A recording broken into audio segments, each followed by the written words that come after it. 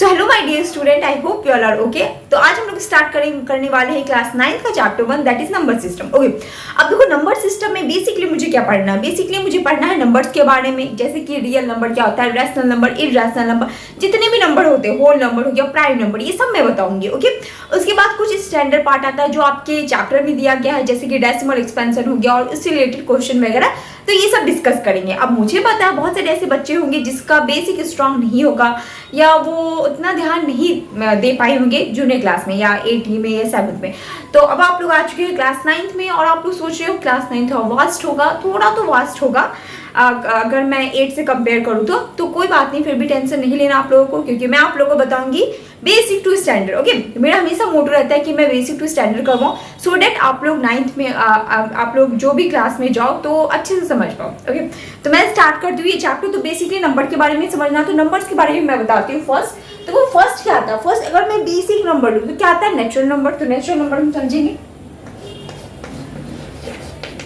Natural number. Okay, अब देखो मुझे पता बहुत सारे बच्चे एक्टिव होके मतलब मन में आ गया होगा natural number, ma'am counting number इसको नेचुरल नंबर, डेफिनेशन दिखाने की जरूरत ही नहीं है। क्या होता है काउंटिंग नंबर इसको नेचुरल नंबर? जैसे कि क्या हो जाएगा, जैसे कि हो गया आपका 1 2 3 4, ये सब क्या हो गया? ये सब हो गया आपका नेचुरल नंबर, ठीक है, इन्फिनिटी तक। ओके, अब देखो नेचुरल नंबर तो हो गया, बट अब क्या इसमें कुछ नंबर मिसिंग है। मैम आप वो नंबर डालो, बिल्कुल मैं डालूंगी। कौन सा नंबर मिसिंग है? 0 मिसिंग है। जब मैं इसमें 0 इंक्लूड करूंगी तो वो कैसा नंबर बन जाएगा? वो बन जाएगा होल नंबर। तो मैं इसमें क्या करती हूँ? 0 इंक्लूड करती हूँ। 0 1 2 3 4 से इन्फिनिटी। अब ये क्या बन गया? ये बन गया whole number, whole number. Okay, चलो मैम नेचुरल नंबर हो गया, होल नंबर हो गया। अब बेसिक हम नंबर्स के बारे में समझ लेते हैं, जैसे कि हो गया आपका इंटीजर।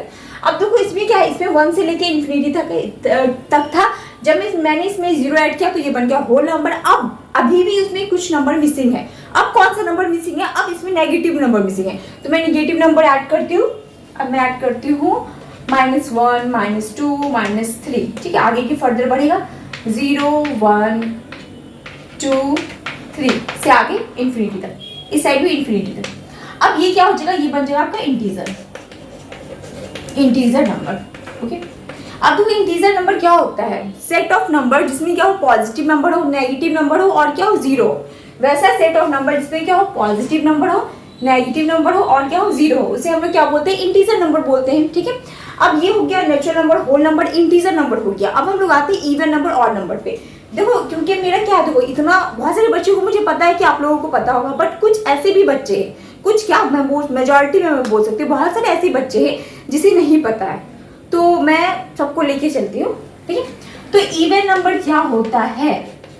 जो क्या हो, 2 से डिविजिबल हो, ठीक है, डिविजिबल बाय 2 डिविजिबल में लिखते हैं, ऐसे डिविजिबल बाय 2 ये सही लग रहा है। ठीक है, जो क्या हो 2 से डिविजिबल हो, यानी कि 2 से क्या हो, पूरा कट जाए। जैसे मैं बोलूं, जैसे एग्जांपल में क्या आ जाएगा, एग्जांपल में आ गया आपके पास 2 आ गया, 4 आ गया, 8 आ गया, ये सब क्या हो रहा है? ये सब 2 से क्या हो रहा है? पूरा कट रहा है, तो ये क्या हो जाएगा आपका इवन नंबर। अब देखो इवन नंबर की बात आती है ऑड नंबर। ठीक है, अब ऑड नंबर क्या होता है? ये क्या होता है? इवन नंबर 2 से डिविजिबल होता है, ऑड नंबर क्या होता है? 2 से डिविजिबल नहीं होता है। तो यहाँ पे लिख देंगे नॉट डिविजिबल बाय 2। जैसे एग्जांपल में क्या हो जाएगा, 1 3 5 7, ये सब क्या हो गया? ये सब 2 से डिविजिबल नहीं है, यानी कि 2 से पूरा नहीं कट रहा है। ठीक है, तो ये क्या हो जाएगा आपका ऑड नंबर। इवन नंबर समझ में आ गया, ऑड नंबर समझ में आ गया। अब मैं आप लोगों को बताती हूँ प्राइम नंबर। ठीक है, प्राइम नंबर क्या होता है? प्राइम नंबर, अब देखो प्राइम नंबर क्या होता है? ये एक ऐसा नंबर होता है जो किससे डिविजिबल हो, जो 1 से और इटसेल्फ खुद वो नंबर से क्या हो, डिविजिबल हो जाए। जैसे मैं बोलूँ, यहाँ पे मैं लिखती हूँ 1 डिविजिबल बाय 1 एंड इटसेल्फ। ठीक है, यानी कि ये ऐसा नंबर होना चाहिए जो क्या, जो 1 से डिविजिबल हो जाए और खुद वो नंबर से डिविजिबल हो जाए। जैसे मैं एग्जांपल बोलूँ 2, ठीक है, 3 5। अब देखो ये 2 क्या होगा, 2 किस नंबर से डिविजिबल होगा? एक तो ये 1 से डिविजिबल हो जाएगा, ठीक है, और किससे डिविजिबल होगा? और ये 2 से डिविजिबल होगा, और अदर नंबर से तो नहीं होगा। 3 क्या होगा? 3 तो एक ये 1 से डिविजिबल होगा, 1 से पूरा कटेगा, और किससे कटेगा? और ये 3 से पूरा पूरा कटेगा, ठीक है। फिर 5 किससे कटेगा, 5 एक 1 से डिविजिबल होगा, एक किससे होगा, एक 3 से पूरा, एक 5 से डिविजिबल होगा पूरा पूरा। तो ये सब नंबर कैसे हो गए, ये सब नंबर हो गए प्राइम नंबर, ठीक है। प्राइम नंबर के कितने फैक्टर होते हैं, 2 फैक्टर होते हैं, एक 1 एंड इट्स साइड। तो यहाँ तक क्लियर हो गया, बेसिक नंबर के बारे में मैं बता रही हूँ।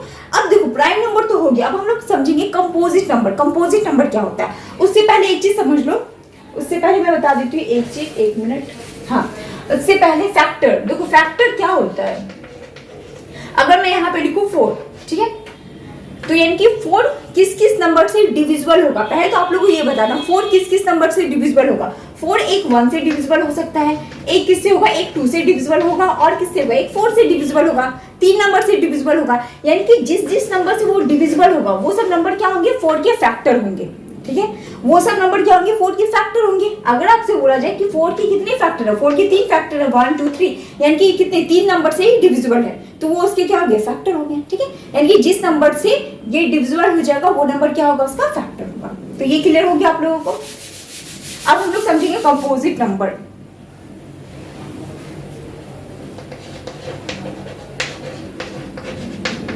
कंपोजिट नंबर, ठीक है। इसमें क्या बोला है, इसमें क्या होता है, कंपोजिट नंबर वैसा नंबर होता है जिसमें क्या 2 या 2 से ज्यादा फैक्टर होता है। मैं यहाँ पे लिख देती हूँ more than 2 factor, more than 2 factor, ठीक है। अब मुझे पता है बहुत सारे बच्चों को एग्जाम्पल चाहिए, तो बिल्कुल मैं बताऊंगी। अब एग्जाम्पल में अगर लूँ तो क्या हो सकता है, जैसे हो जाएगा 4 हो गया, 8 हो गया।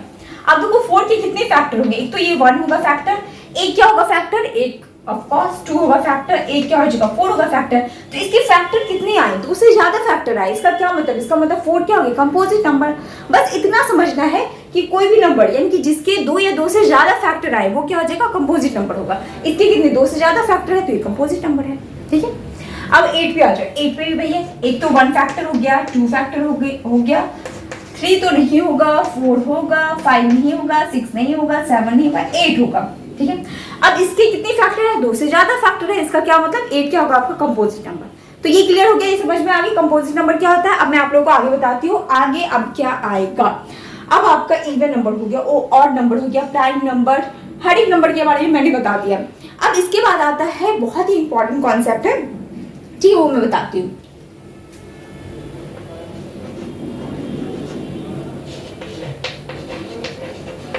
को प्राइम नंबर, ठीक है। अब देखो ये को प्राइम नंबर क्या होता है, जिसमें बहुत बच्चे कंफ्यूज करते हैं, तो अच्छे से समझ लो को प्राइम नंबर क्या होता है। जिसका क्या जिसमें क्या होता है, 1 एज अ कॉमन फैक्टर होता है, 1 एज अ कॉमन फैक्टर। यानी कि को प्राइम नंबर क्या होता है, जिसके कॉमन फैक्टर क्या हो, सिर्फ और सिर्फ 1 आने चाहिए, ठीक है। 1 आने चाहिए कॉमन फैक्टर, और अदर नहीं आने चाहिए। जैसे मैं एग्जाम्पल में बोलूँ तो एग्जाम्पल यहाँ पे मैं लेती हूँ यहाँ पे 3 और यहाँ पे 7 लेती हूँ। 3 के क्या क्या फैक्टर होंगे, एक तो 1 होगा फैक्टर, एक क्या होगा, एक 3 होगा फैक्टर। 7 का क्या क्या फैक्टर हो सकता है, एक तो 1, एक 7। अब एक बात बताओ, इस दोनों में कॉमन फैक्टर क्या है, इस दोनों में कॉमन फैक्टर क्या है, 1 है कॉमन फैक्टर। इस दोनों में कॉमन फैक्टर क्या है, 1 है कॉमन फैक्टर। तो इसका क्या मतलब, इसका मतलब 3 और 7 क्या हो जाएगा, को प्राइम नंबर होगा। क्लियर है, यानी कि बस मुझे देखना है दो नंबर में कॉमन फैक्टर क्या आने चाहिए, सिर्फ और सिर्फ 1 आने चाहिए। तो उसे मैं क्या बोलूंगी, इसे मैं बोलूंगी को प्राइम नंबर। जैसे एक और एग्जांपल मैं लेती हूँ, जैसे हो गया आपका 4 3। अब 4 के क्या क्या फैक्टर होंगे, 4 के फैक्टर 1 2 4। 3 के क्या क्या फैक्टर होंगे, एक तो 1 एक 3। अब एक बात बताओ, इस दोनों में कॉमन फैक्टर क्या है, 1 है कॉमन फैक्टर। इसका क्या मतलब 4 और 3 क्या हो जाएगा आपका को प्राइम नंबर। क्लियर है ये, ठीक है। अब ये बात याद रखना, 1 ही आनी चाहिए, 1 से ज्यादा नहीं आने चाहिए, तभी मैं बोलूंगी इसे ये क्या हो गया, को प्राइम नंबर। तो ये था बेसिकली नंबर्स के बारे में। अब मैं आप लोगों को आगे बताती हूँ।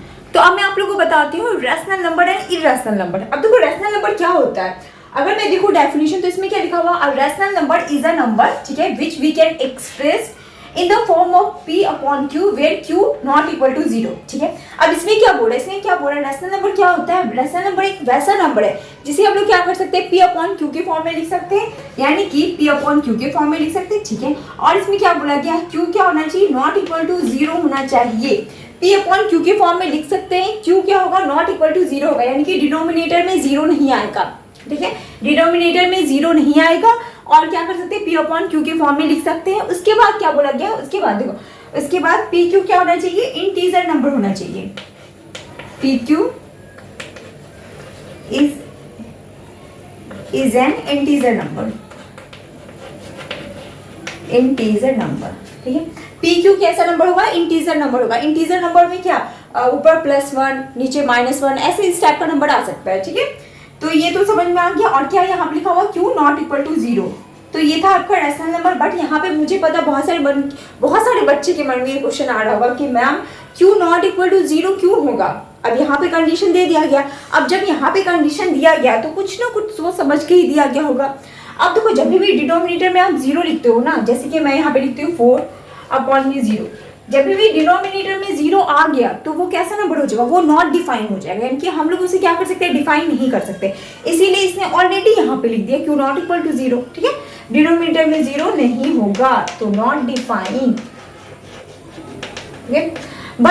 बट यहाँ पे ध्यान दो, न्यूमरेटर में तो 0 लिख सकते हैं ना, ठीक है, यानी कि ऊपर तो 0 लिख सकते हैं, यहाँ पे ऐसा कंडीशन नहीं है, तो न्यूमरेटर में क्या होगा, 0 लिख सकते हैं। तो यहाँ पे 0 क्या होगा, 0 आपका रैशनल नंबर होगा। अगर मैं इसमें एग्जांपल होता है तो एग्जांपल में क्या क्या लिख सकते हैं, 2/3 ये हो गया, 0 हो गया, -1/6 हो गया, ये सब क्या हो जाएगा, ये सब रैशनल नंबर के एग्जाम्पल है।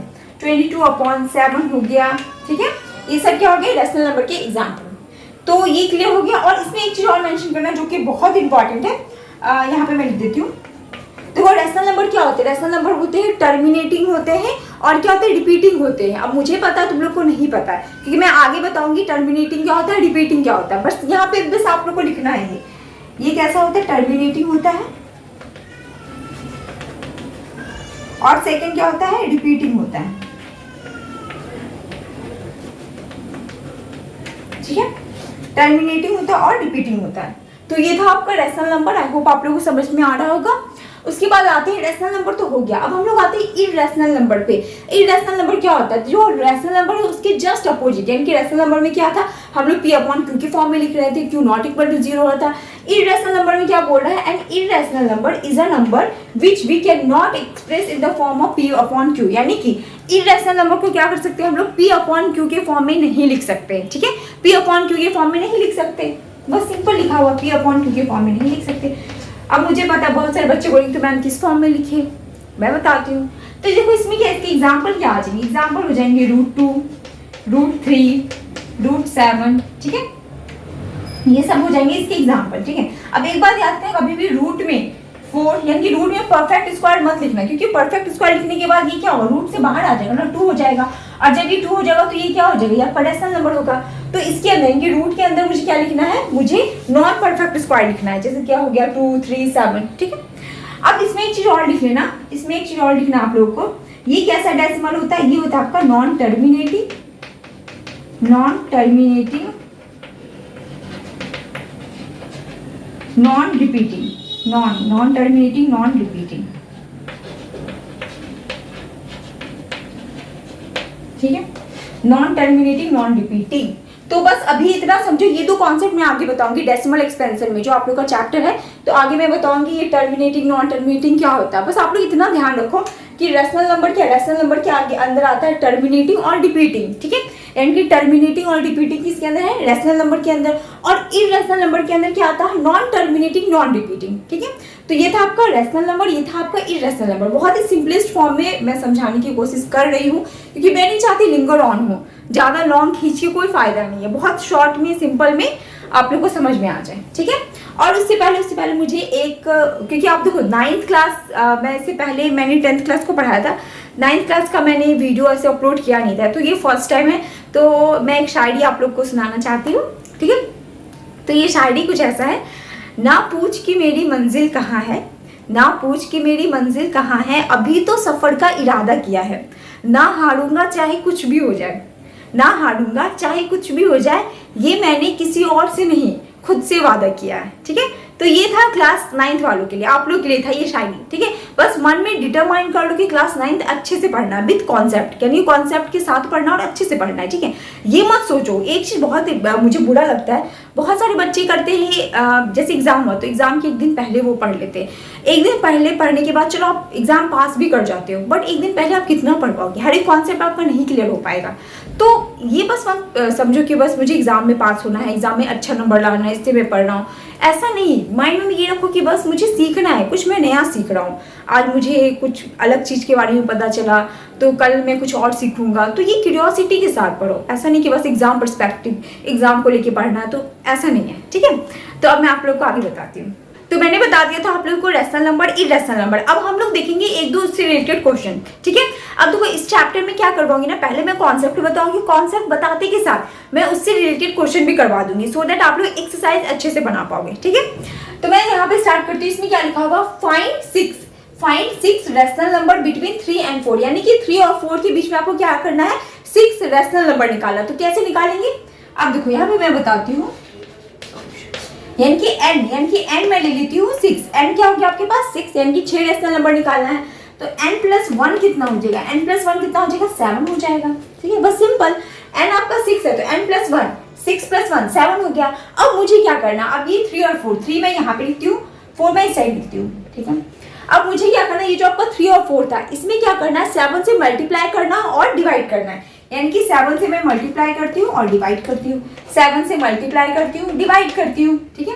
अब क्या हो जाएगा, 7 3 जा 21 अपॉन में 7, 7 4 जा 28 अपॉन में 7। आपसे कितना रेशनल नंबर पूछा गया था, 6 रेशनल नंबर पूछा गया था, ठीक है। अब देखो मेरे पास क्या है, मेरे पास ये निकल गया 21 अपॉन में 7, 28 अपॉन में 7। अब इसके बीच में कितने नंबर आएंगे, इसके बीच में नंबर आएंगे, 21 है तो ये 22 अपॉन में 7, 23 अपॉन में 7, 24 अपॉन में 7, 25 अपॉन में 7, 26 अपॉन में 7, 27 अपॉन में 7, ये आ गए। अब ये जो आपका आया है ये क्या हो गया, ये रेशनल नंबर हो गया। कितने रेशनल नंबर हो गए, 6 हो गए, 1 2 3 4 5 6। और आपसे क्या पूछा गया था, आपसे पूछा गया था 6 रेशनल नंबर निकालने के लिए, तो यहाँ पे आपका निकल गया 6 रेशनल नंबर, ठीक है। तो ऐसे आप लोग इजीली फाइंड कर सकते हो। फर्स्ट आपको क्या करना, पहले आपको देखना है कितना रेशनल नंबर बोला गया, फाइंड करने 6 रेशनल नंबर बोला गया, तो n क्या हो जाएगा आपका 6 हो गया। उसके बाद क्या करना, n+1 करना, n+1 क्या हो जाएगा 7 हो जाएगा, ठीक है। उसके बाद क्या करना, वो जो आपके पास दो नंबर दिया गया 3 और 4 लिख लो। उसके बाद क्या करोगे आप, 7 से मल्टीप्लाई करोगे, डिवाइड करोगे, मल्टीप्लाई डिवाइड, ठीक है। फिर क्या हो गया, मल्टीप्लाई कर दो, 7 3 जा 21 अपॉन में 7, 7 4 जा 28 अपॉन में 7। अब 21 और 28 के बीच में कितने नंबर आएंगे, 6 नंबर आएंगे, 22 23 24 25 26 27। तो ये आपके क्या हो गए, ये आपके 6 रेशनल नंबर हो गए, ठीक है। तो यहाँ से यहाँ तक आपके हो गए 6 रेशनल नंबर। ये समझ में आ गया। अब मैं आप लोग को ये बताती हूँ, अब इसमें भी कैसे, ये भी सेम है, बट ये क्या है, ये आपका रेशनल में फ्रैक्शन के फॉर्म में है, तो देख लेते हैं। अब इसमें क्या बोला गया, फाइंड 5 रेशनल नंबर। आपको कितने रेशनल नंबर निकालने, 5 निकालने हैं। तो मैं यहाँ पे लिख देती हूँ, n क्या है 5 है, तो n+1 क्या हो जाएगा मैम 6 हो जाएगा, बिल्कुल यहाँ पे हो गया 6, ठीक है। उसके बाद क्या बोला, बिटवीन, यानी कि किसके किसके बीच निकालना है, 3/5 और 4/5 के बीच में। तो मैं यहाँ पे 3/5 लिखती हूँ, यहाँ पे मैं लिख देती हूँ 4/5। अब जो ये जो आपका 6 आया है, मुझे क्या करना है, 6 से मल्टीप्लाई करना, डिवाइड करना, मल्टीप्लाई करना, डिवाइड करना। तो यहाँ पे मैं करती हूँ मल्टीप्लाई डिवाइड, ठीक है। अब क्या हो जाएगा, 6 3 जा 18, 5 6 जा 13, 6 4 जा 24, 5 6 जा 30। अब देखो इस दोनों के बीच में कितने नंबर आते हैं, 18 19 20 21 22 23 एक मिनट 23 अपॉन में 30। तो ये रहा आपका 5 रेशनल नंबर, ठीक है। कितना आ गया, 5 आ गया ना, 1 2 3 4 5। तो ये रहा आपका 5 रेशनल नंबर। तो ऐसे करके आप लोग रेशनल नंबर फाइंड कर सकते हो। क्वेश्चन में बस सिंपली दिया रहेगा, 2 रेशनल नंबर दिया रहेगा और आपसे पूछा जाएगा इस दोनों रेशनल नंबर के बीच में या तो 5 6 7 कितना भी दे सकता है। आपको क्या करना है, रेशनल नंबर फाइंड करना। तो आप लोग इजी ऐसे फाइंड कर सकते हो। और एक चीज याद रखना, यहाँ पे मैं नोट करके लिख लो, एक चीज नोट करके यहाँ पे लिखो, there are infinitely rational number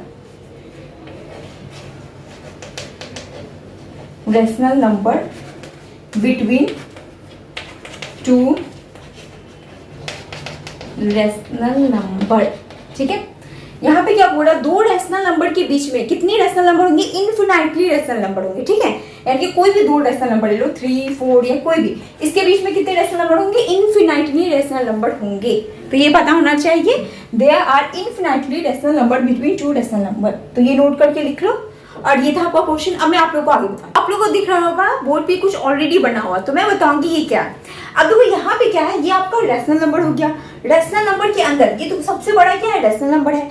rational number के अंदर कौन कौन से नंबर आ रहे हैं, देखो रेशनल नंबर के अंदर इंटीजर नंबर आ रहे हैं, ठीक है, होल नंबर आ रहे हैं, नेचुरल नंबर आ रहे हैं। यानी कि रेशनल नंबर के अंदर कौन कौन से नंबर आएंगे, इंटीजर नंबर। यानी कि ऑफ कोर्स रेशनल नंबर में देखो इंटीजर नंबर तो आ रहा है 1 और 2, क्या इंटीजर नंबर ही है ना। उसके बाद क्या, होल नंबर भी आ रहा है ऑफ कोर्स, यानी कि जीरो भी तो है, जीरो क्या है, रेशनल नंबर है, तो होल नंबर यानी कि रेशनल नंबर के अंदर होल नंबर भी आएगा। उसके बाद क्या आता है, नेचुरल नंबर भी आएगा। रेशनल नंबर के अंदर क्या, नेचुरल नंबर भी आ रहा है। नेचुरल नंबर क्या होता है, 1, 2, 3, 4, 5, तो ये भी तो आ रहा है। यानी कि रेशनल नंबर के अंदर कौन कौन से नंबर आ रहे हैं, इंटीजर नंबर आ रहा है, होल नंबर आ रहा है और नेचुरल नंबर आ रहा है, ये मुझे पता चल रहा है, ठीक है।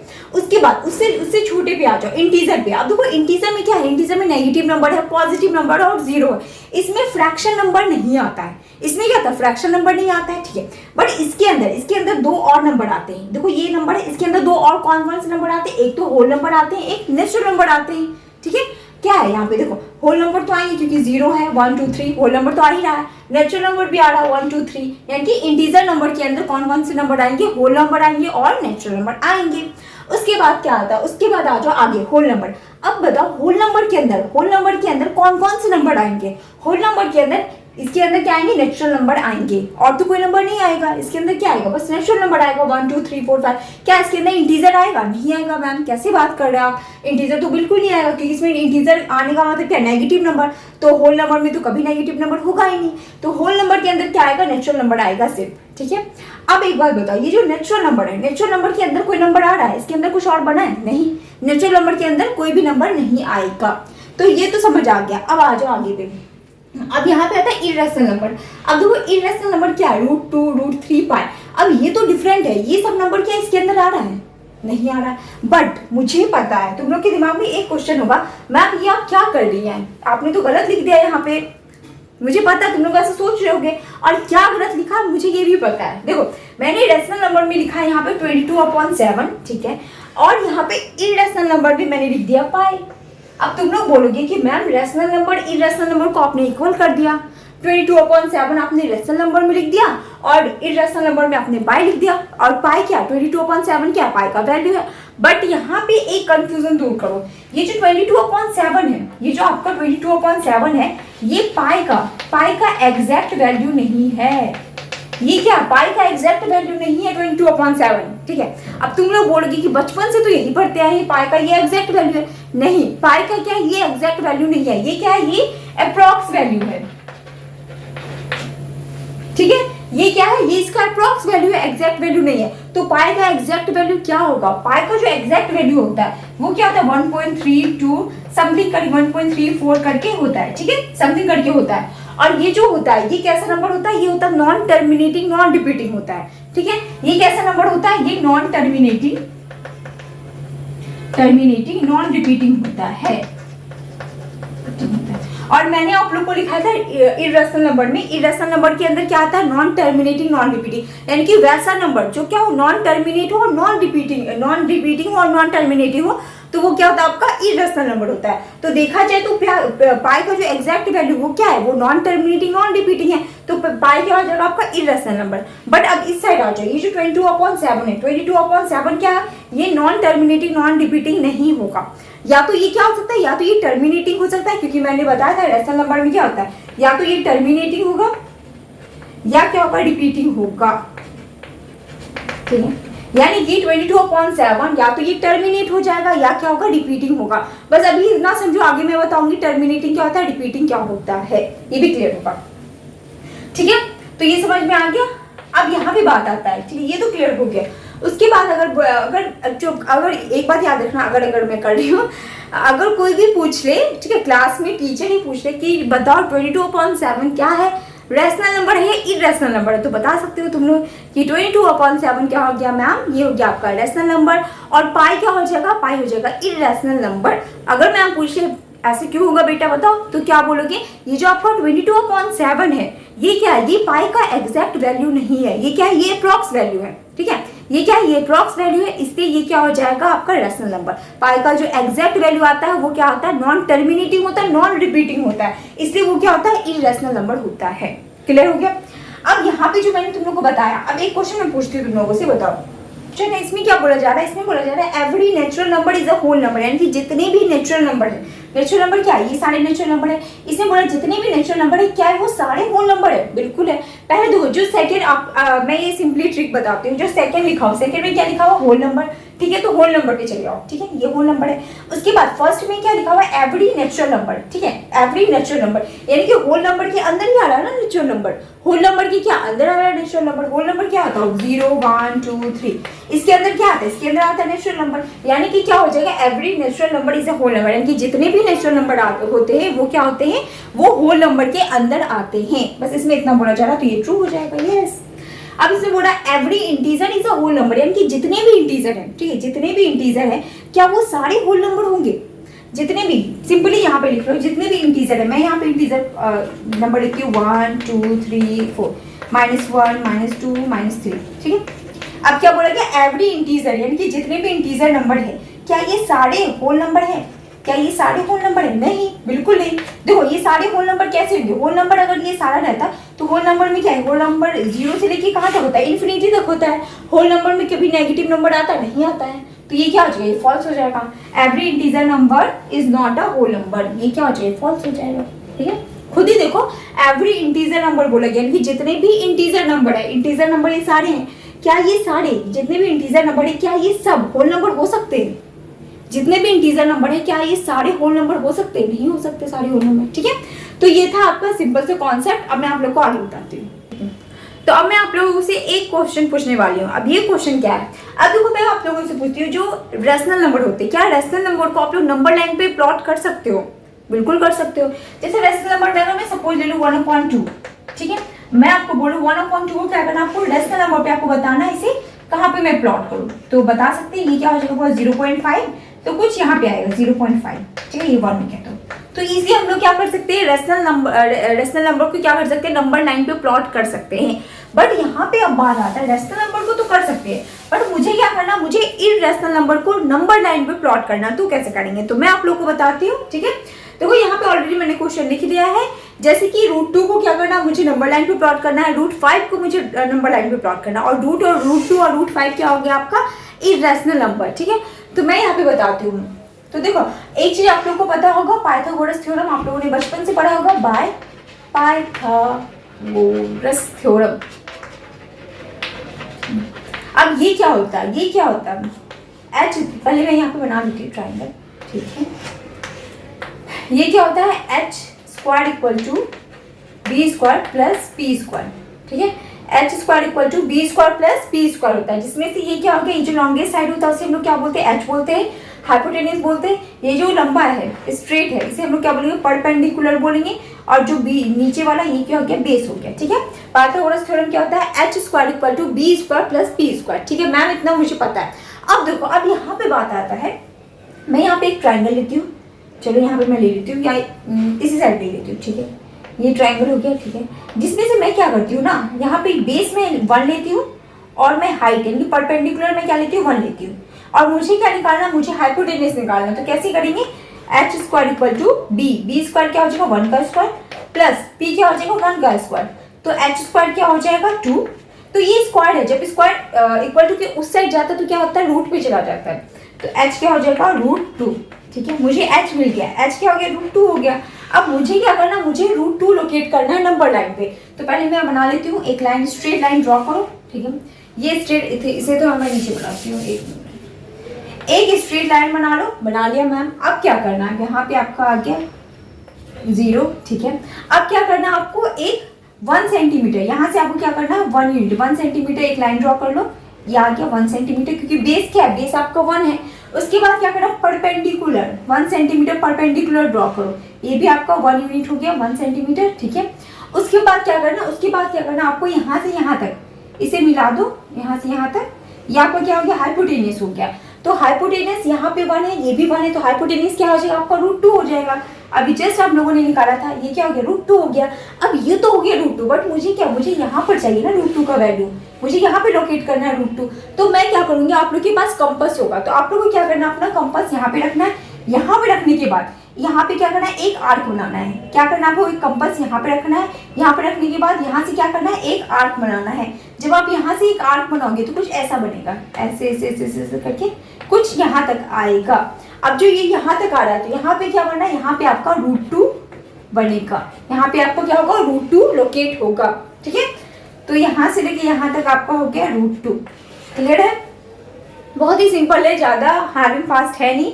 मैं फिर से बता देती हूँ आपको क्या करना है। देखो √2 को लोकेट करना, तो पहले मैं क्या करूँगी, 1 सेंटीमीटर ले लो। यहाँ से मैंने 1 सेंटीमीटर ले लिया, ठीक है, बेस ले लिया। फिर आपको क्या करना, परपेंडिकुलर ले लो, 1 सेंटीमीटर परपेंडिकुलर ले लो। लेने के बाद क्या करना, आपको इसे मिला देना। लाने के बाद आपका क्या क्या, हाइपोटेनस, हाइपोटेनस क्या आ जाएगा, √2 हो जाएगा। b² + p², तो b² + p² करने के बाद क्या आ गया, h आपका आ गया √2। आपको क्या √2 का ही निकालना था। उसके बाद क्या करना, आपको कंपास लेना है। कंपास लेने के बाद क्या करना है, यहाँ पे आपको रखना है। रखने के बाद आपको यहाँ से एक क्या करना, आर्क बनाना है। एक क्या करना, आर्क बनाना है। जो आप आर्क बनाओगे, जहाँ पे आपका आर्क बनेगा वहीं पे क्या होगा, √2 लोकेट करेगा। ठीक है, तो ये था आपका मतलब √2 या √3 हम लोग कैसे लोकेट करेंगे, तो ये तो समझ में आ गया होगा। अब हम लोग अब मैं आपको बताऊंगी √5 को कैसे करना है लोकेट। ठीक है, तो यहाँ पे बताती हूँ। पहले क्या कर लो, अब देखो ध्यान से सुनो। यहाँ पे ये जो आपका √5 है, ठीक है, ये जो हमेशा ये जो √5 होता है ना, √5 या जो भी लोकेट करने बोलेगा, ये आपका क्या होता है, इसे डायरेक्ट मान लो, ये आपका h होता है। ठीक है, ये क्या होगा, आपका h होगा। ठीक है, तो ये जो आपका h होता है, h क्या होता है, h होता है आपका b² + p²। यानी कि अगर मैं बोलूं, अगर मैं यहाँ पे ले लूँ 4 2 का स्क्वायर + 1 का स्क्वायर, ठीक है, 2 का स्क्वायर + 1 स्क्वायर, ये मैं मानती हूँ बेस, इसे मैं मानती हूँ परपेंडिकुलर। इसे मैंने माना बेस, इसे मैंने माना परपेंडिकुलर। तो b² + p², यानी कि इस दोनों को जब आप ऐड करोगे, इस दोनों को जब आप ऐड करोगे तो आपको क्या मिलेगा, h आपको √5 ही मिलेगा। कैसे मिलेगा, फिर से मैं यहाँ पे बताती हूँ। जैसे मैंने एक ट्राइंगल लिया, ये रहा आपका ट्राइंगल, ठीक है, बेस मैंने मान लिया 2 मान लिया, परपेंडिकुलर मैंने मान लिया 1। ठीक है, और आपको h निकालना है, तो h² क्या हो जाएगा, b² यानी कि 2 का स्क्वायर + p² 1 का स्क्वायर, तो h² हो जाएगा आपका 2 2 जो 4 + 1, h क्या हो गया आपके पास, √5 हो गया। √5 यानी कि √5 को हम लोग क्या ऐसे भी लिख सकते हैं, 2² + 1 का स्क्वायर, जिसमें से b आपका हो गया 2, b हो गया आपका 2, p हो गया इसमें से आपका 1। देखो इसमें क्या है, इसमें बेसिकली हम लोगों को परपेंडिकुलर और बेस अच्छे से फाइंड करना है। अगर आप लोग परपेंडिकुलर और बेस फाइंड कर लोगे तो इजीली आप लोग क्या कर सकते हो, लोकेट कर सकते हो। अब मुझे क्या करना है, एक लाइन, स्ट्रेट लाइन बना लो। बनाने के बाद यहाँ पे मैं 0 मान लेती हूँ, ये 0 हो गया, मानना क्या है, 0 है ये। अब देखो बेस क्या है, 2 है, 2 सेंटीमीटर, तो 1 2 यानी कि यहाँ पे होगा। ठीक है, ये बेस हो गया आपका 2 सेंटीमीटर, 2 यूनिट लिख देती हूँ मैं। उसके बाद क्या, परपेंडिकुलर क्या हो गया 1, तो परपेंडिकुलर 1 यहाँ पे मैं लेती हूँ 1। अब आपको क्या करना है, यहाँ से इसे क्या करना, मिला देना। मिलाने के बाद ये क्या हो गया आपका हाइपोटेनियस। हाइपोटेनियस कितना है, √5, तो ये आपका हो गया √5। ठीक है, उसके बाद क्या करना है, उसके बाद कंपास ले लो। कंपास लेने के बाद यहाँ पे रखना है। यहाँ पे रखने के बाद क्या करना है, आपको आर्क बनाना है। यहाँ पे रखने के बाद ऐसे कुछ आर्क बनेगा। ठीक है, ये आर्क बनेगा। तो आर्क जब बनेगा तो कुछ यहाँ से लेके यहाँ तक आएगा। ठीक है, और यहाँ पे जो जहाँ पे ये लाइन को टच करेगा तो वहीं पे क्या बनेगा, √5 लोकेट होगा। यानी कि यहाँ पे क्या होगा, √5 लोकेट होगा। ठीक है, तो ये था आपका इर्रेशनल नंबर को हम लोग नंबर लाइन पे कैसे लोकेट करते हैं। तो ये तो हो गया √2 का, ये हो गया √5 का। और इसमें और भी क्वेश्चन दिया गया है जो आप लोग को प्रैक्टिस करना, और प्रैक्टिस करने के बाद डाउट होगा तो आप पूछ सकते हो। ठीक है, तो ये तो समझ में आ गया होगा आप लोगों को। अब मैं आप लोगों को आगे बताती हूँ। तो अब हम लोग समझेंगे real number and their decimal expansion. Okay, तो उससे पहले मैं क्या करती हूँ, यहाँ पे जो लिखा हुआ नंबर इसे मैं पहले डिवाइड करती हूँ। तो मैं डिवाइड करती हूँ 8 को किससे डिवाइड करना है, 7 से करना है। ठीक है, चलो करते हैं। तो क्या आ जाएगा, 0 पॉइंट हो गया। अब यहाँ पे क्या हो जाएगा, 8 8 जा 64। ठीक है, 64 आ गया।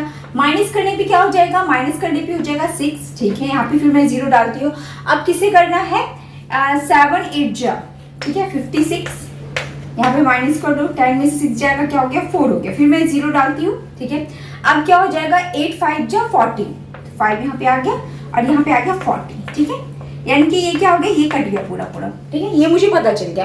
अब मैं सेकंड नंबर को डिवाइड करती हूँ, यानी कि 3 को मैं 10 से डिवाइड करती हूँ, तो क्या आएगा 3 3 जा 9 -1, ठीक है। फिर मैं डेसिमल डालती हूँ, एक 0 आएगा, ठीक है। फिर क्या होगा 3 3 जा 9, फिर माइनस करने पे क्या आएगा 1 आएगा, फिर मैं एक 0 डालती हूँ, फिर 3 3 जा 9 माइनस करेंगे 1 आएगा, फिर क्या करना 3 3 जा 9, फिर ये आ गया, फर्दर करोगे तो क्या आएगा 3 3 3 आगे बढ़ता चला जाएगा, ठीक है।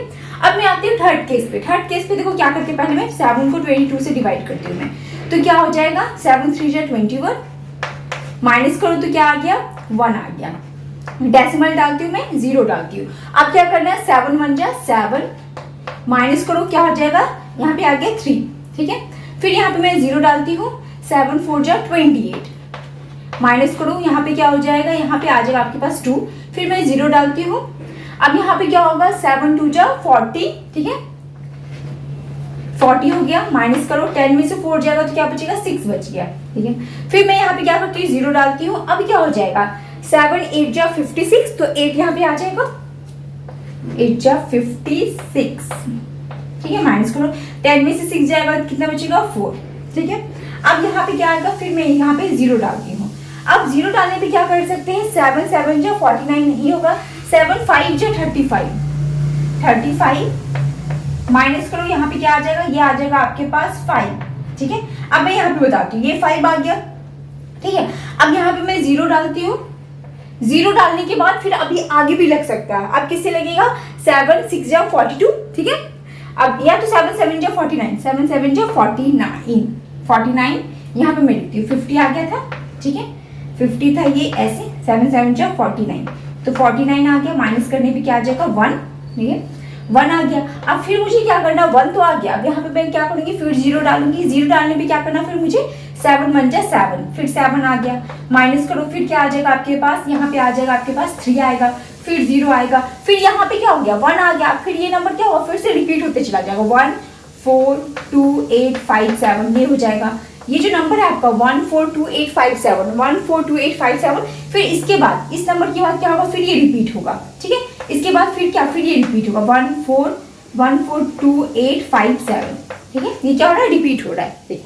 अब देखो 3 केस तो मैंने बता दिया। फर्स्ट केस में आप लोगों ने देखा होगा ये क्या हो रहा है, इसका रिमाइंडर क्या आ रहा है 0 आ रहा, तो इसका क्या मतलब, इसका मतलब ये कैसा डेसिमल है, ये टर्मिनेटिंग डेसिमल है, जिसका रिमाइंडर 0 आ जाए, यानी कि वो कैसा डेसिमल हो गया, टर्मिनेटिंग डेसिमल।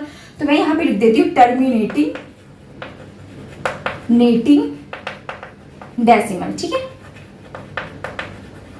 Terminating decimal. अब सेकंड केस पे आ जाओ। अब सेकंड केस में क्या हो रहा है, अब देखो यहाँ पे क्या हो रहा है, ये टर्मिनेट तो नहीं हो रहा है, ये फर्दर आगे क्या हो रहा है, बढ़ते चला जा रहा है, रिमाइंडर इसका 0 नहीं हो रहा है, तो ये क्या होगा नॉन टर्मिनेटिंग,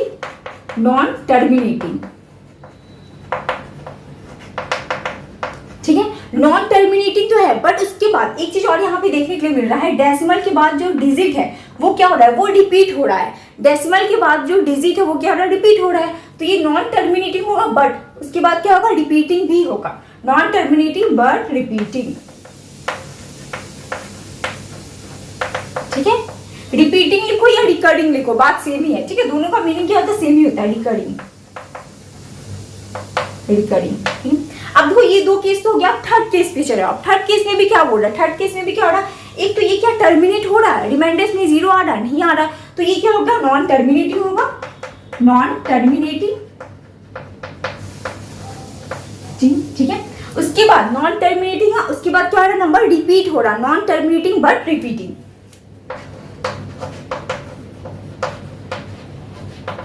ठीक है। और मैंने आप लोगों को बताया था रेशनल नंबर कैसा, रेशनल नंबर अगर कोई भी नंबर टर्मिनेट हो रहा है या वो क्या हो रहा है, नॉन टर्मिनेटिंग हो रहा बट रिपीटिंग हो रहा, तो वो कैसा होगा, वो आपका रेशनल नंबर होगा, ठीक है। जैसे कि 22/7 क्या हो जाएगा, आपका रेशनल नंबर होगा, ठीक है।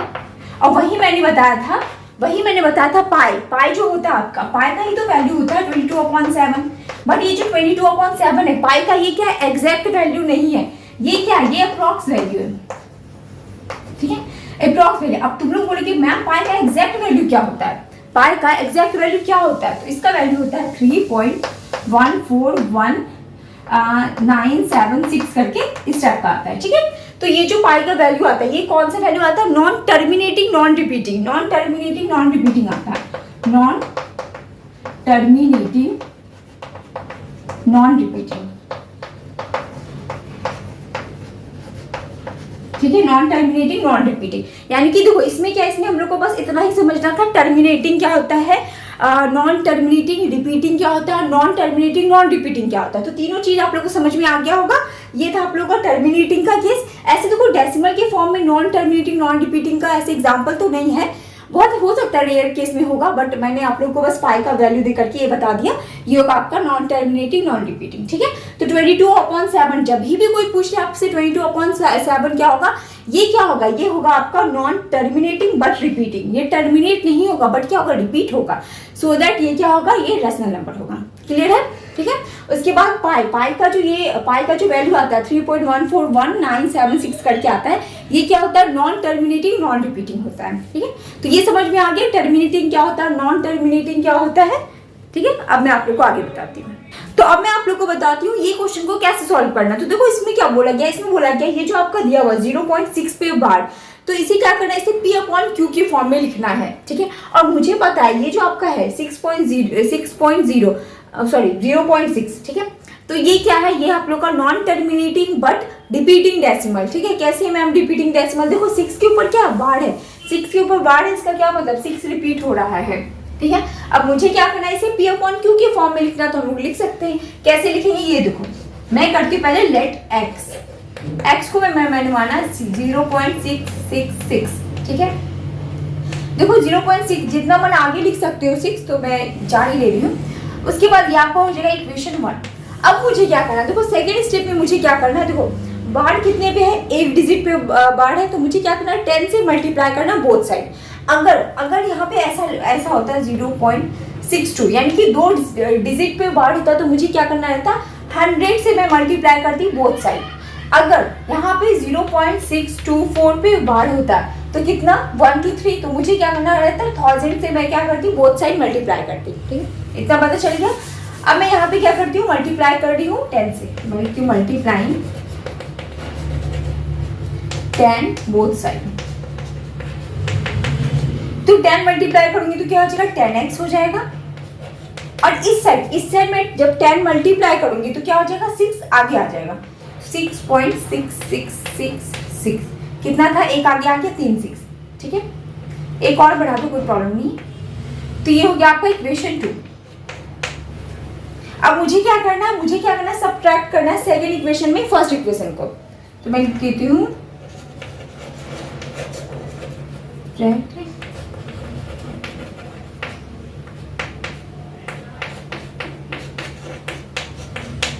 ठीक है। सेकेंड वाले में मुझे फर्स्ट को सबट्रैक्ट करना है, तो 10x इक्वल टू 6.6666, फिर क्या आ गया आपका x इक्वल टू 0.6666।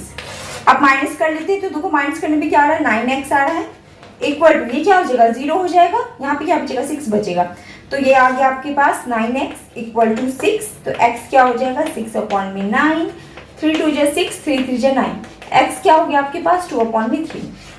ये रहा आपका x का वैल्यू, यानी कि 0.6 को हम लोग 2/3 भी लिख सकते हैं, P/Q के फॉर्म में लिखने बोला था, यानी कि इसे हम लोग 2/3 लिख सकते हैं, ठीक है। तो ये क्लियर हो गया आप लोगों को। अब मैं आप लोगों को ये क्वेश्चन बताती हूँ। अब देखो इसमें क्या करना है, इसमें पहले मैं लेट करती हूँ, लेट x इक्वल टू 0.4। देखो बार किस पे है, सिर्फ 7 पे है, तो मैं 7 को मैं ये रिपीट करूंगी, ठीक है। अब ये आपका इक्वेशन 1 हो गया। अब मुझे क्या करना, अब ये बात ध्यान दो, मुझे क्या करना, मुझे 10 से मल्टीप्लाई करना है। यहाँ पे मैं 100 से मल्टीप्लाई नहीं कर सकती, क्योंकि बार किस पे है, एक डिजिट पे बार है ना, तो मैं क्या करूंगी 10 से मल्टीप्लाई करूंगी। तो ये बहुत इंपॉर्टेंट, ये ध्यान देना आप लोगों को। तो मैं करती हूँ मल्टीप्लाइंग 10 बोथ साइड, तो यहाँ पे क्या हो जाएगा 10x आ जाएगा इक्वल टू, जब मैं 10 से मल्टीप्लाई करूंगी तो क्या होगा, एक डिजिट आगे आ जाएगा, डेसिमल के आगे आ जाएगा, तो यानी कि 4.7777, ठीक है। अब मुझे क्या करना है, ये सेकेंड इक्वेशन हो गया, तो फ्रॉम इक्वेशन 2 1, ठीक है, सबट्रैक्ट लिख दो यहाँ पे। तो यहाँ पे आ गया आपके पास 10x इक्वल टू 4.7777, फिर सेकेंड क्या आ गया x इक्वल टू 0.477, कितना 7 है 4, एक और 7 बढ़ा दो, कोई प्रॉब्लम नहीं है। 7 माइनस करने पे क्या आ जाएगा 9x इक्वल टू, इस साइड माइनस करते हैं 0 0, ये सब 0 हो जाएगा। 7 में से 4 जाएगा तो कितना बचेगा 3 हो गया आपके पास, यहाँ पे आ गया 4 यानी कि 4.3। ठीक है, 9x इक्वल टू 4.3, तो मैं यहाँ पे लिखती हूँ 9x इक्वल टू 4.3। x क्या हो जाएगा 4.3 अपॉन में 9, डेसिमल अगर मैं हटाऊँ तो क्या होगा 1 0 नीचे आ जाएगा, तो x क्या हो गया आपके पास 43 अपॉन में 90। ये रहा आपका आंसर। ठीक है, तो आई होप आप लोग को ये समझ में आ रहा होगा ये छोटा सा कॉन्सेप्ट। ठीक है, अब मैं आप लोगों को आगे बताती हूँ।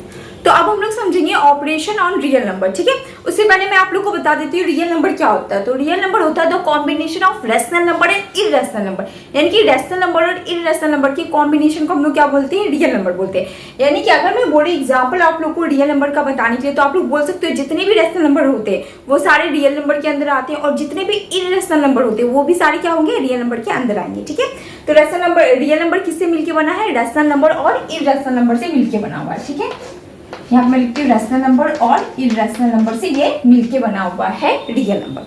तो ये तो क्लियर हो गया। अब यहाँ पे क्या बोला, ऑपरेशन ऑन रियल नंबर, यानी कि रियल नंबर का ऑपरेशन। ऑपरेशन का मतलब क्या होता है, अगर मैथमेटिकल टर्म में मैं बोलूँ तो ऑपरेशन का मतलब होता है आप लोगों का plus minus multiply and divide. ठीक है, तो मुझे क्या करना है, रियल नंबर को मुझे क्या करना है, प्लस करके मल्टीप्लाई करके डिवाइड करके सब्ट्रैक्ट करके देखना है उसका रिजल्ट क्या आता है। ठीक है, तो यहाँ पे मैंने लिया है ये जो आपका फर्स्ट केस है, ये आर क्या होगा, आर आपका रेशनल नंबर है, यहाँ पे मैंने लिखा है आई क्या होगा, इरेशनल नंबर। ठीक है, अब मैं क्या करती हूँ, मैं यहाँ पे एक रेशनल नंबर लेती हूँ और एक इरेशनल नंबर लेती हूँ, और जब मैं इस दोनों को ऐड करूंगी, ठीक है, जब मैं इस दोनों को ऐड करूंगी तो क्या मिलेगा मुझे हमेशा इरेशनल नंबर ही मिलेगा। देखो इसे सिंपली मैं एग्जांपल देती हूँ, रेशनल नंबर क्या होगा आपके पास 2, इरेशनल नंबर क्या होगा आपके पास √3। अब इस दोनों को आप ऐड कैसे कर सकते हो, ऐड तो आप कर नहीं सकते हो, तो ये क्या होगा, ये एज इट इज ऐसे ही होगा। अब जो ये पूरा नंबर हो गया, ये क्या नंबर हो गया, इरेशनल नंबर हो गया। ठीक है, तो ये तो प्लस हो गया, प्लस करो या माइनस करो, माइनस नहीं बताती हूँ, माइनस करो फिर भी क्या होगा, ये इरेशनल नंबर ही होगा। अब अगर इसे मैं मल्टीप्लाई कर दूँ, मल्टीप्लाई करने पे क्या हो जाएगा 2√3, अभी भी क्या होगा, इरेशनल नंबर ही आएगा। उसके बाद क्या बोला, डिवाइड, अगर आप डिवाइड कर रहे हो तब भी क्या होगा, तब भी आपका इरेशनल नंबर ही आएगा। ठीक है, तो ये था आपका इरेशनल नंबर का। जब भी एक रेशनल नंबर और एक इरेशनल नंबर को जब आप प्लस करते हो, माइनस करते हो, मल्टीप्लाई करते हो या डिवाइड करते हो, आपको हमेशा क्या मिलेगा, इरेशनल नंबर ही मिलेगा। बट यहाँ पे एक केस है जब रेशनल नंबर को रेशनल नंबर और इरेशनल नंबर लिखा हुआ, बट देखो रेशनल नंबर को हमको क्या लेना है, 0 नहीं लेना है, नॉन 0 होना चाहिए। अगर मैं यहाँ पे मल्टीप्लाई इरेशनल नंबर में √2 ले लूँ और रेशनल नंबर में मैं 0 तो ले सकती हूँ, 0 क्या रेशनल नंबर है, बट यहाँ पे क्या बोला, नॉन 0 होना चाहिए। 0 को छोड़ के अगर मैं 0 लूंगी तो ये क्या हो जाएगा, ये आपका रेशनल नंबर बन जाएगा 0। ठीक है, तो यहाँ पे क्या बोला, आपको रेशनल नंबर मल्टीप्लाई करना है इरेशनल नंबर से, बट यहाँ पे क्या होना चाहिए, नॉन 0 होना चाहिए, तब कैसा केस आएगा, इरेशनल नंबर आएगा हमेशा। तो ये तो आ गया। अब आते हैं आगे, अब यहाँ पे क्या बोल रहा है, rational number plus rational number, यानी कि दो आपके पास रेशनल नंबर है, जब आप उसे ऐड करते हो, सब्ट्रैक्ट करते हो, मल्टीप्लाई करते हो या डिवाइड करते हो, केस हमेशा क्या आएगा, रेशनल नंबर ही आएगा। मैम कैसे आएगा, एग्जाम्पल बताओ। बिल्कुल, यहाँ पे अगर मैं रेशनल नंबर लेती हूँ, कोई भी ले लो, जैसे मैं 6 लेती हूँ, ये भी रेशनल नंबर है, माइनस और भी कोई भी ले लो, 1/2 ले लो, ये भी रेशनल नंबर है। अब जब मैं इसे सॉल्व करूंगी तो क्या हो जाएगा, 6 2 12 माइनस 1/2, तो ये क्या हो जाएगा 11/2। तो ये क्या आ गया, ये रेशनल नंबर ही तो आया। ठीक है, फिर आप माइनस, ये तो मैंने माइनस किया, ऐड कर लो, ऐड करने पे क्या हो जाएगा 13/2, मल्टीप्लाई करो या डिवाइड करो तो आपको हमेशा क्या मिलेगा, रेशनल नंबर ही मिलेगा। ठीक है, उसके बाद आगे आ जाओ, आगे क्या बोला गया है, यहाँ पे बोला गया है 2 इरेशनल नंबर है। यहाँ पे क्या, यहाँ पे तो मिक्स कॉन्सेप्ट था, एक रेशनल नंबर लिया था मैंने और एक इरेशनल नंबर लिया था। फिर सेकंड में मैंने क्या किया, मैंने दोनों रेशनल नंबर लिया। अब थर्ड केस में क्या आता है, आपके पास 2 इरेशनल नंबर है, तो जब 2 इरेशनल नंबर को मैं ऐड करूंगी, सब्ट्रैक्ट करूंगी, मल्टीप्लाई करूंगी या डिवाइड करूंगी, तो इसमें बोला कैन नॉट से, हो सकता है इसमें रेशनल नंबर भी आ सकता है, हो सकता है इरेशनल नंबर भी आ सकता है। ठीक है, जैसे मैं एग्जांपल दूं, 2 इरेशनल नंबर का मैं लूं, जैसे √2 इंटू √2। ठीक है, जब मैं इस दोनों को मल्टीप्लाई करती हूँ तो क्या होगा, √2 इंटू √2 क्या होता है, 2 होता है। तो ये क्या आ गया, आपका रेशनल नंबर आ गया। जब मैं क्या करती हूँ, √2 प्लस √2 करती, जब मैं ऐड करूंगी तो क्या होगा, 2√2 आ गया, यानी कि 2√2 क्या है, ये आपका इरेशनल नंबर है। ठीक है, तो इसलिए इसमें बोला गया कैन नॉट से, इसमें कह नहीं सकते, हो सकता है रेशनल नंबर भी आ सकता है और इरेशनल नंबर भी आ सकता है। तो ये तो क्लियर हो गया होगा आप लोगों का। ठीक है, अब इससे रिलेटेड आप लोगों को क्या करना है, क्वेश्चन को सॉल्व करना है, तब आप लोगों को पता चलेगा किस किस टाइप का क्वेश्चन आता है और कैसे हम लोग सॉल्व करेंगे। तो अब मैं आप लोगों को आगे बताती हूँ। तो अब हम लोग देखेंगे रूट 3.5 को नंबर लाइन पे कैसे लोकेट करना है, ठीक है। और इससे रिलेटेड एक और क्वेश्चन है, वो हो गया रेशनलाइज, कैसे हम लोग रेशनलाइज करते हैं डिनोमिनेटर को, तो ये भी मैं बताऊंगी। तो पहले देखो यहाँ पे क्या 3.5, तो मुझे क्या करना है 3.5 सेंटीमीटर का एक लाइन ले लेना है। तो ये हो गया आपका 3.5 सेंटीमीटर।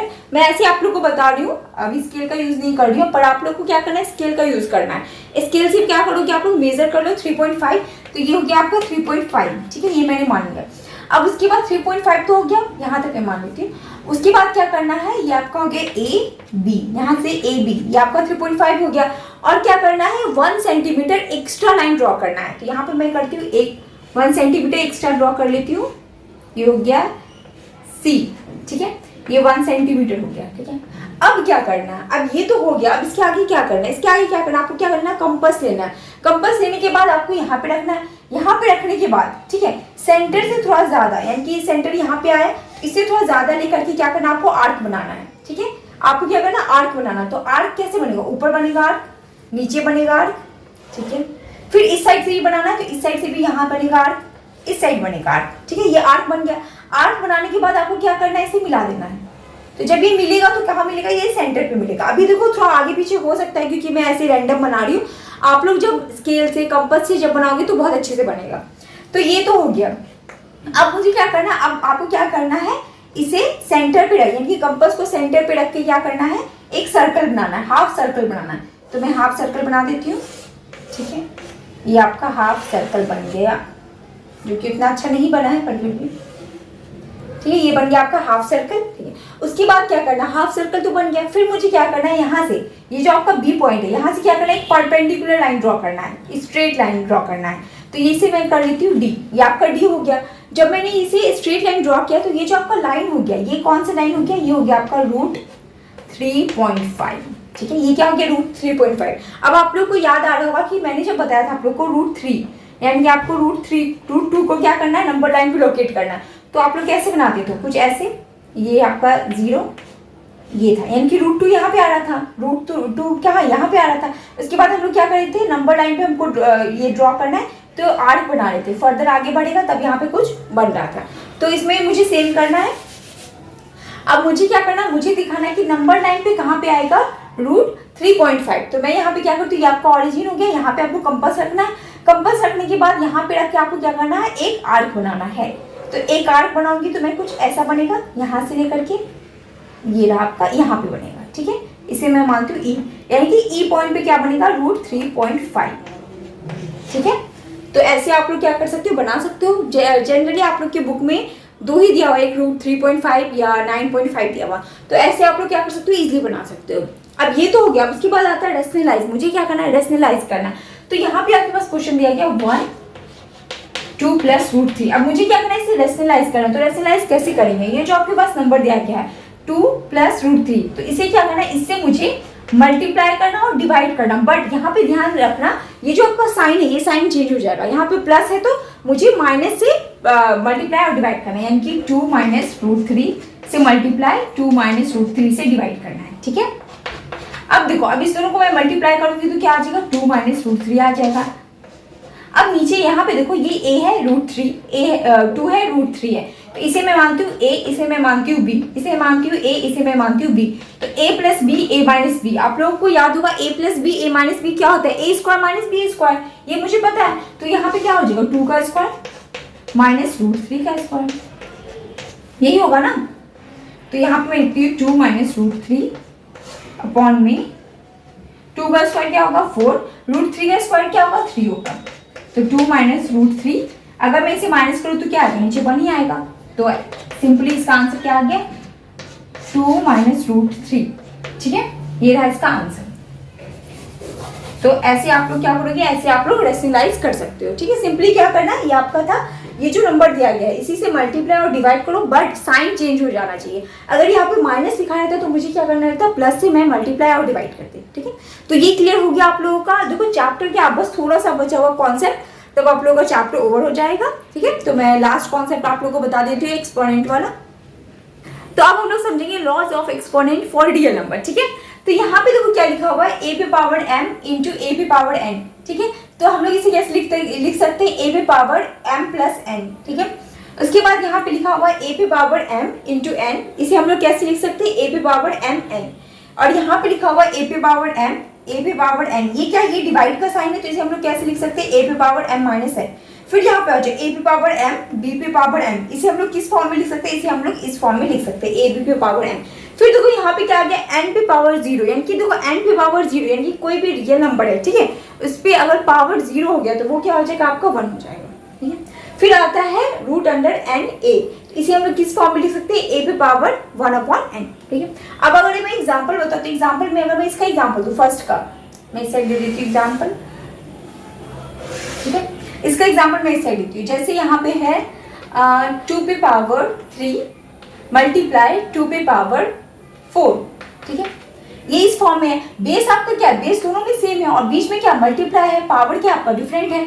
तो मुझे क्या करना है, बेस को पहले लिखना है 2 लिखो, ठीक है, बेस आपका हो गया। फिर मुझे क्या करना है, ये जो आपका पावर है इसे क्या करना है, मुझे ऐड करना, तो क्या हो जाएगा 4, यहाँ पे आ जाएगा 7, ठीक है, 4 3 7, ये तो हो गया। अब सेकंड पे आ जाओ, यहाँ पे क्या बोला, मैं एग्जाम्पल लेती हूँ 2 पे पावर मैं ले लेती हूँ 3 और फिर मैं इधर ले लेती हूँ 4, ठीक है। तो मुझे क्या करना है, इस दोनों को मल्टीप्लाई करना है, 4 3 जा 12, तो 2 पे पावर 12 हो गया। फिर आ जाओ थर्ड केस पे, यहाँ पे बोल रहा है इसमें मैं ले लेती हूँ 3 ले लेती हूँ, 3 पे पावर 2 अपॉन में 3 पे पावर 1, ठीक है। तो ये क्या, ये आपका बेस सेम है, ये ध्यान रखना, देखो इस सब में क्या है, बेस सेम है, तो बेस सेम है तो क्या हो जाएगा 3 2 माइनस 1, तो यहाँ पे क्या आ जाएगा 3 पे पावर 1, ठीक है, ये रहा आपका। देखो यही क्या गया, m माइनस n, ठीक। फिर आ जाओ लास्ट पे, यहाँ पे क्या है, यहाँ पे आपके पास है 2 पे पावर 3 इंटू 3 पे पावर 3। अब यहाँ पे क्या, यहाँ पे देखो पावर क्या है, ये जो पावर आपका दिया हुआ ये सेम है, बेस इसमें सेम नहीं, सिर्फ क्या पावर सेम है। तो मुझे क्या करना है, इस दोनों को मल्टीप्लाई करना, 3 2 जा 6 हो गया। पावर आपका क्या होगा, पावर में कुछ नहीं करना, पावर एज इट इज आ जाएगा, 6 से पावर 3, क्लियर है ये। अब आ जाओ इस साइड, यहाँ पे मैं कोई भी नंबर लिखती हूँ, जैसे मैं लिखती हूँ 4 पे पावर 0, तो ये क्या हो जाएगा, आपका 1 हो जाएगा। फिर आ जाओ इस पे, अगर मैं इसे लिखती हूँ जैसे कि 3 रूट अंडर 7, ठीक है, तो इसे कैसे लिख सकते हैं, बीच वाला देखो आगे 7 पे पावर क्या हो जाएगा, 7 पे पावर क्या है 1/n है, तो क्या हो जाएगा 1/3, तो 1/3, ठीक है। तो ये रहा आपका कॉन्सेप्ट, एक्सपोनेंट एंड पावर का कॉन्सेप्ट। आई होप आप लोग को ये समझ में आया होगा। अब आप लोगों का क्या काम है, अब आप लोगों का काम है अच्छे से नोट्स बनाओ और जो भी इसके बाद तो क्वेश्चन दिया ही कि आप लोगों को क्वेश्चन सॉल्व करना है, और सॉल्व करने के बाद ऐसा नहीं करना, हर एक क्वेश्चन को अच्छे से सॉल्व करना है, ठीक है। और आप लोग जैसे एनसीईआरटी बुक से करें, एनसीईआरटी में तो इनफ है, एग्जाम्पल के साथ सॉल्व करो, पहले एग्जाम्पल बनाओ फिर जाकर के एक्सरसाइज पे आओ, ठीक है। उसके बाद इससे रिलेटेड कोई भी डाउट होगा तो आप लोग कमेंट सेक्शन में पूछ सकते हो। Okay, thank you so much.